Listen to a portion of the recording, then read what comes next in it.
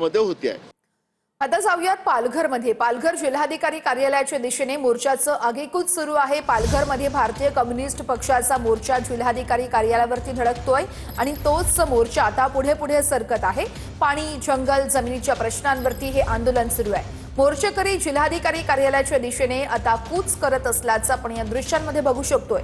मोठ्या संख्येने इथं हे सगळेच कार्यकर्ते एकवटलेले आहेत आणि हा मोर्चा थेट जिल्हाधिकारी कार्यालयावरती धडकणार असल्याची माहिती आहे।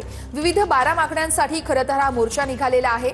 भारतीय कम्युनिस्ट पक्षाचा मोर्चा पालघर जिल्हाधिकारी कार्यालयावरती धडकण्यासाठी आता आगेकूच करत असल्याचं आपण या दृश्यांमध्ये बघू शकतोय। पाणी, जंगल, जमिनीच्या प्रश्नांवरती आंदोलन सुरू आहे। तसेच विविध 12 मागण्यांसाठी हा मोर्चा आता जिल्हाधिकारी कार्यालयावरती धडकत आहे।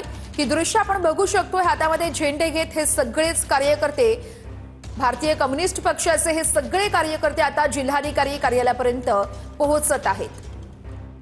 ही ड्रोन दृश्य आपण बघू शकतोय। अतिश ठाकूर यांनी आपल्या ड्रोन कॅमेऱ्यातून ही दृश्य कैद केलेली आहेत आणि विराट असा मोर्चा आता जिल्हाधिकारी कार्यालयावरती धडकतोय। पाणी, जंगल आणि जमिनीच्या प्रश्नांसह विविध 12 मागण्यांसाठी हा मोर्चा निघालेला आहे।